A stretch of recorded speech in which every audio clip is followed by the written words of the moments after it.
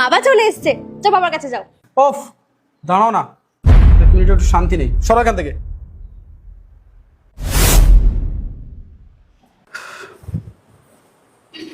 তোমার কি কিছু হয়েছে?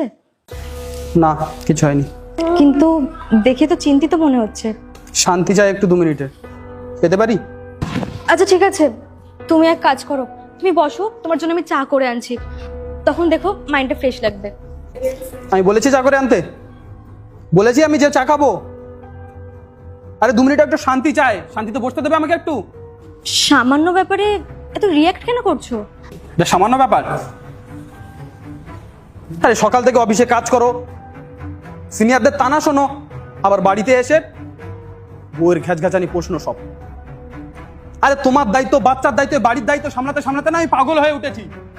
আমি আর পাচ্ছি না এসব, আমাকে একটু শান্তি দাও, আর কিছু না। তোমাদের তো কোনো কাজই নাই, সারাদিন শুধু বাড়ি বসে থাকো, ইচ্ছা হলে কাজ করো, না হলে শুয়ে পড়ো।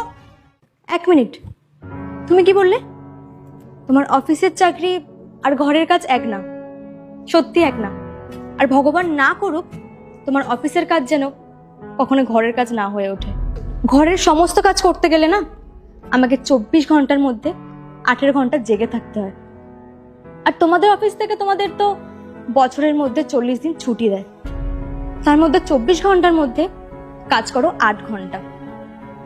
আর মাঝে মাঝে শরীর খারাপ লাগলে তোমাদের ইচ্ছে মতো তোমরা এক্সট্রা ছুটিও নিতে পারো, কিন্তু আমাদের ঘরের কাজে না সেটা আমরা পারি না।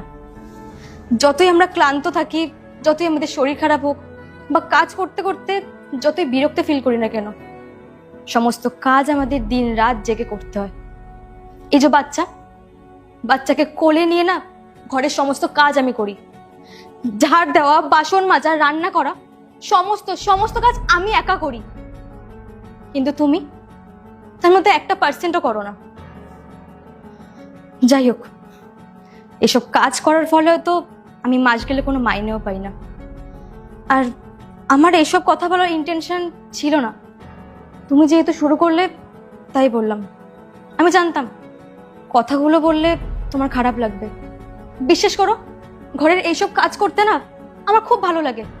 আমি কোনো ক্লান্তিও ফিল করি না বা বিরক্তিও ফিল করি না, উল্টে এটাই ভাবি তুমি অফিস থেকে কখন আসবে, তোমার জন্য অপেক্ষা করি যে আমরা পার্ট 2 দেখতে সাবস্ক্রাইব করুন SJ সোনি ব্লগ 2M।